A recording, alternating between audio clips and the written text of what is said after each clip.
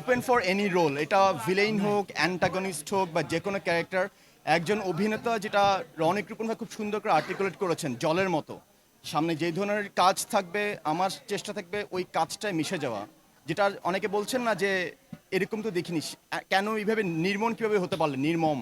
So সামনে হয়তো নির্মমের জায়গায় আমি খুব সুখম হব, যেটা ক্যারেক্টার ডিপেন্ড করবে। I will be open for that. Actor যেটা যেটা আসবে সেটা। দিন শেষে আসলে দর্শকদের রেসপন্সটা কেমন ছিল? এজ এ যদি বলেন যে আপনি তো সাধারণ দর্শকদের কাছ থেকে হয়তো বা দেখার চেষ্টাও করেছেন, সেটা কেমন ছিল ক্যামেরায় বন্দি? অসাধারণ অসাধারণ আসলে। আমাকে যেটা হচ্ছে, গতকাল কিছু আপুরা বের হয়েছেন, বের হয়ে তারা আসলে আমার কাছে আসছিলেন না, বুঝতে পারছিলেন তারা আসলে আমাকে ভয় পাচ্ছেন। আবার আরও কিছু মানুষ তারা আসলে আমাকে জড়িয়ে ধরেছেন, জড়িয়ে ধরে কাঁদছিলেন।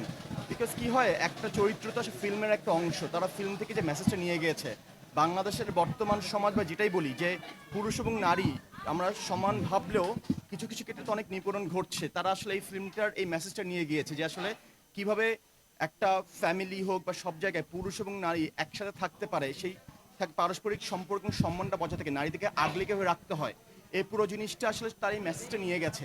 আমি খুবই হ্যাপি যে আমি সেই মেসেজ দেওয়ার একটা পার্ট অফ দ্য ক্রু। এটা আসলে আমার অনেক বড় একটা প্রাপ্তি, আমি খুবই হ্যাপি।